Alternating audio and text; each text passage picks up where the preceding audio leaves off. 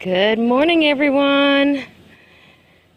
I've been busy this morning. Solar panels in the sun. I just turned the generator off and turned the solar panels on, so the air is running on solar right now. It was like 78 degrees in the cabin when we got up this morning, so it did not cool off much last night. We're heading into mid-August, is some of the hottest weather we'll have here at this location. So we do what we do to get by. Still love our solar though. It'll get us through the rest of the day as long as that doesn't get any worse. We can take a couple small clouds like that, but once we get a cloud cover, we gotta go totally to generator. It's one of those compromises. You're either gonna pay for electricity or you're gonna have to put fuel in a generator once in a while. But I would tell you 80% of our needs are covered by those solar panels. Winter, it will be 100%. And that's a blessing. No electric bill. We love it. Alright. Building my first hugelkultur, guys. Another experiment in the process. And I decided to start filming after I filled this side. And I can show you the steps I'm taking. Yeah, as you can see, I decided the end cinder block that I was at on my last video is where I put the corner. And I put an extra block up on the corners just to help stabilize things. And that way, if we have to run like a rebar down to support fencing or anything, we have a good strong 3-high wall to do that. And keep in mind, I'm going to be filling all these with strawberries. So that is next year, hopefully. I have to generate some of my own soil to do that because I believe my soil is going to be better than most anything I can buy in the grocery store or a big box store. Alright, I'm going to take you through this. Step 1. Pick your garden space, guys. You can dig down a little bit if you do not want a raised bed, or you don't want it raised as high as I'm going to have mine. So you can dig down as much as you want. And when you dig down, your very first step is wood that can break down very fast and rot. And the reason you do that, because this wood's going to act like a sponge to water your hugelkultur. So that's a very important step. This is some of the pine that came out of this area that Jim and I, well, mainly Jim, I wasn't able to do much when we got up here, but Jim cut this down and it's been aging at least 6 months or longer. So this is going to start rotting and breaking down really soon. It's pine, and pine here, because of the wetlands and stuff, tends to break down very fast. Now, over in the buck pen, I have a pine tree lane as well. That's been down a couple years. That is actually getting to the crumbly stage. That will go in here, but right now Jim's working on another project. So, this is my project. So, my job is to work on my project, stay out of his way while he works on his. That's how you get along, guys. We don't do that all the time. We do work as a team. And until he gets frustrated, we work very well as a team.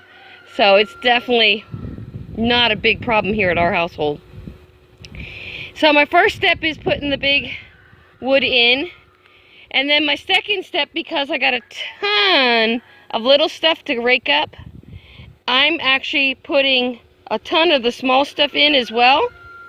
Keep in mind, I want to fill this as high as I can, because this is going to all break down and then it's going to start settling and sinking.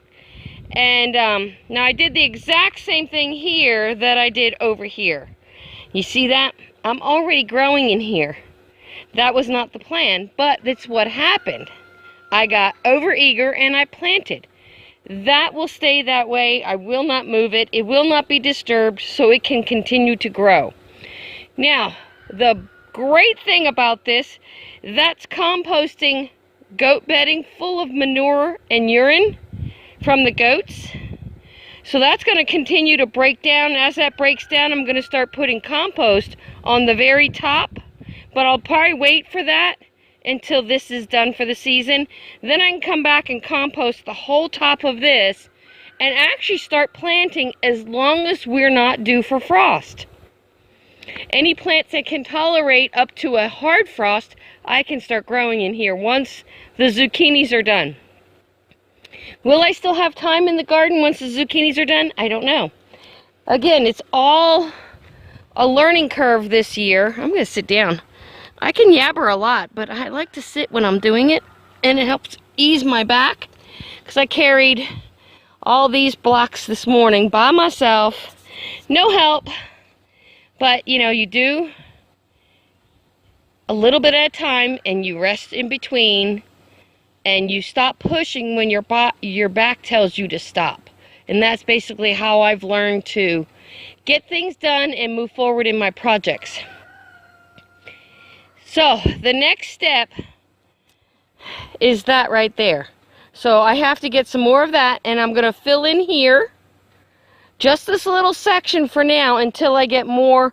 I got to continue my wall, add some more wood, then add some more of the small stuff on top.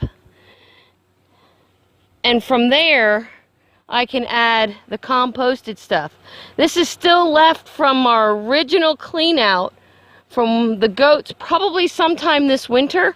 So it's been breaking down through the winter, but as you can see when you look at that, there's a lot of hay fibers in there yet. But what I did, I took the top off, turned it, and put it back on top of each other, so it's like turning a compost pile. So this will actually start breaking down really fast again. It won't be an issue. So that's kind of what I'm doing to get one garden bed in. And this wall here this is my outer perimeter wall. That's my entrance to the garden right there. There will be a cattle panel arch put right in that place. And then this will be my first true garden bed. And as you can see, I'm only going to be able to go so far because I'm going to run into the green beans here. But if I don't have any green beans growing on this line, which I can already see I do, there's one there, there's one there, there's one there. So I already have green beans growing in this line. I will actually build up to that point until the green beans are done, and then I will finish. So basically what this is going to happen here, this line will come all the way up to about 3 feet from that wall. I'll put a corner somewhere right in here, and then this bed will go down along this wall. So the whole outer perimeter of this garden will be grow beds. And then once that step is done, and most of this late summer crop is done, I will start building then. In here, it'll either be 4x6 or 4x8 grow beds. It's going to depend how much room I have. Will depend on the size of the grow beds, because each aisle I want a walk space almost, I would say as wide as this garden, which is roughly 3 foot.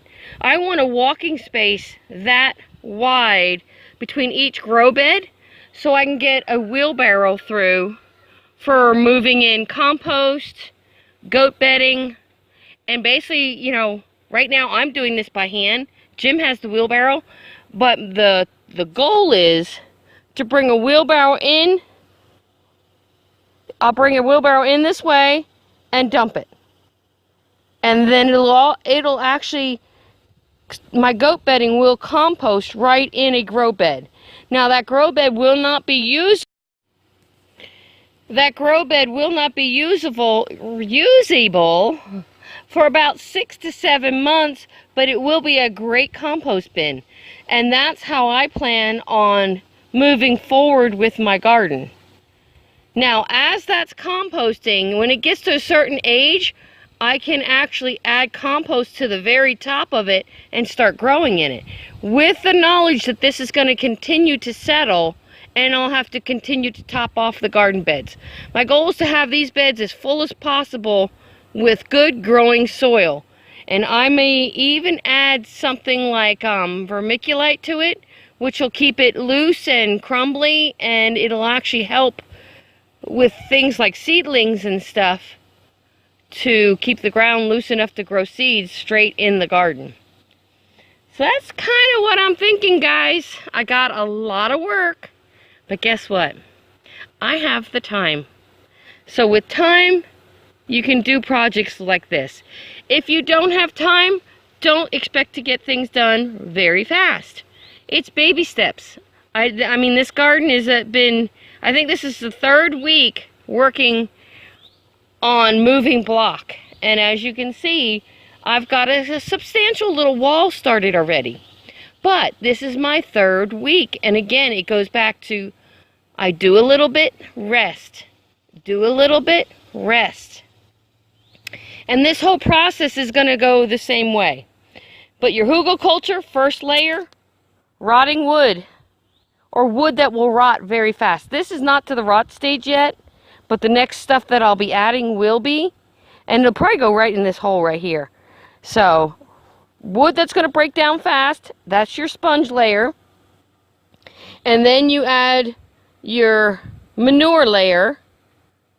And from there you can add your compost and you can start growing. And a hugelkultur bed is almost zero maintenance.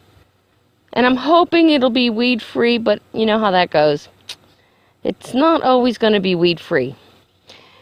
As long as it doesn't grow those stupid wax myrtle trees. If you can get manure, you will kickstart your whole growing season fast. Horse manure, cow manure, pig manure, chicken manure, rabbit manure.